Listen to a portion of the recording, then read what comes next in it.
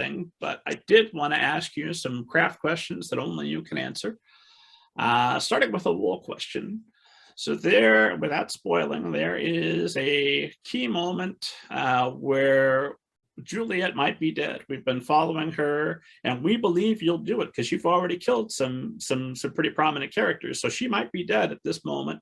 And rather than continuing with that, you flash back to a segment early in her life where we learn where she gets the name Juliet, and we see a bazaar deep in the silo.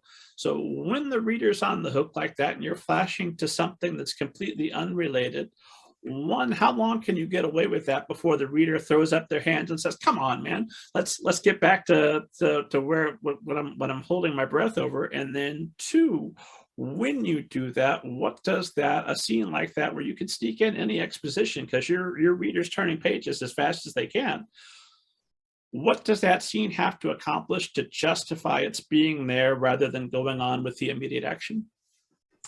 It's a good question. I think you can get away with it for a long time. The end of Sand takes another great badass character of mine named Vic and puts her in a situation where we have to assume the worst.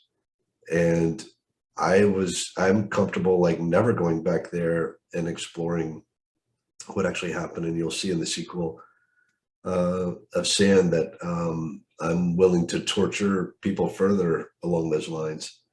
So I don't think there's any expiration date for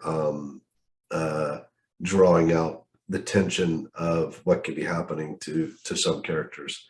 I think when you're doing a flash, when you're flashing away from action, it doesn't have to be with the same character. The example you're talking about, you're going from Juliet being in trouble to Juliet in childhood.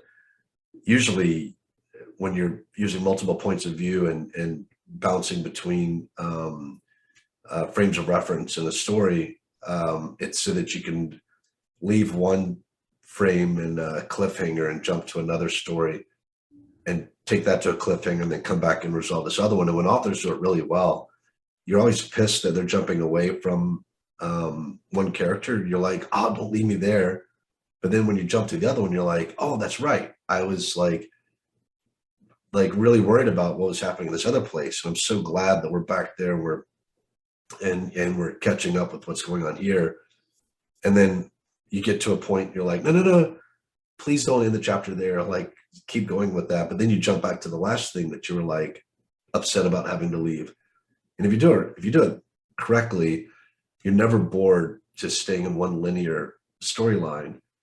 And you're always upset that you're being taken away from the story until you realize that what you're being taken away to is the thing that you're upset about being taken away from last time.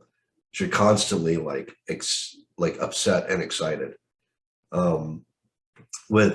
And that's how I think most great like page turners should be developed, where you're constantly bouncing between at least two storylines that you're equally enthralled with. War and Peace is the best example of that. Like it's in the title what it's doing. You're going from what's happening on the front to what's happening on the behind the lines and back on the home front. And each story is so compelling that you're excited to get back to it constantly throughout the whole book. When you're jumping from a character to backstory like where with Juliet, I don't think you can get away with it for as long because you're not telling, you know where the story is going to end up. It's going to end up with her in adulthood. So there it's more just about, can you add to this character's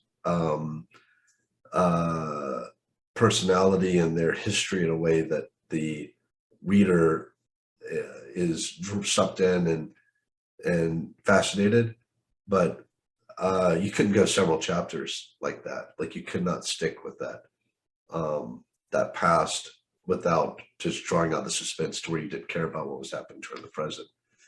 So I don't think you put a number on it, but I wouldn't want to go more than a few pages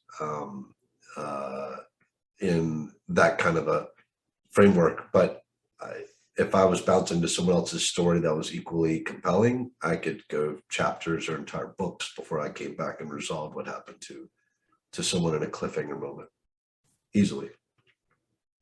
The nice thing, without spoiling, but the nice thing about flashing back to that character's backstory is in my heart, I know there's no chance that you're going to tell us this whole backstory if you just killed her, but maybe you might.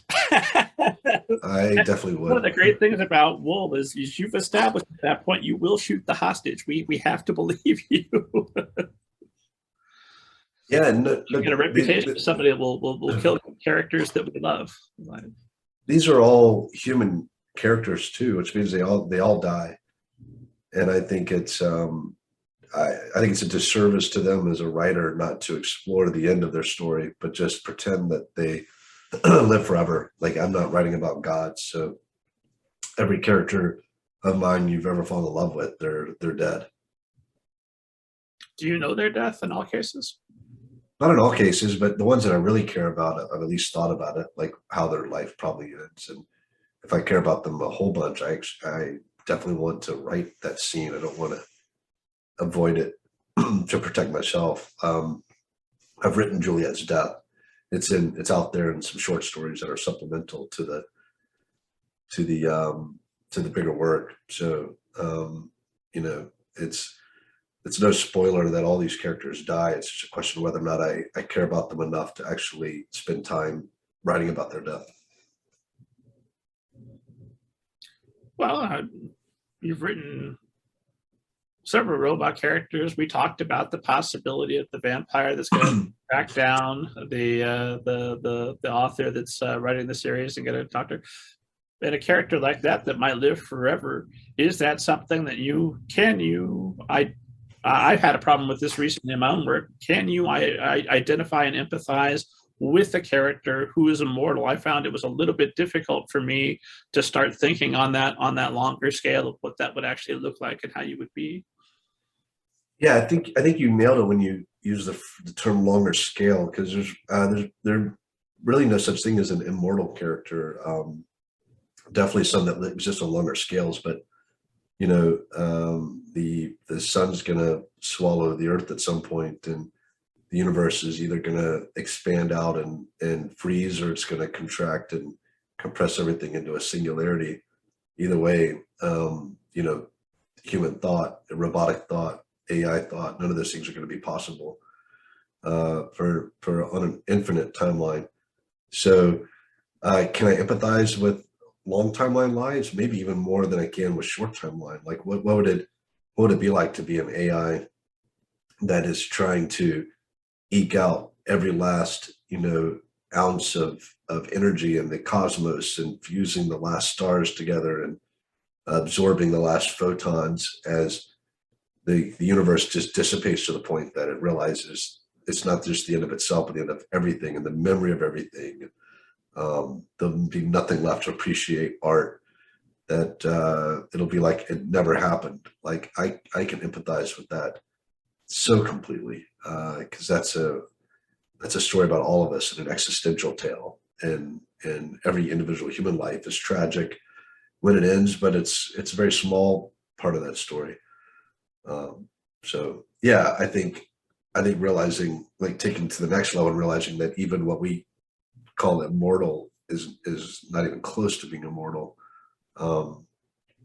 takes it to the next level with our just appreciation for the small amount of time that we get here, and trying to make the most of it.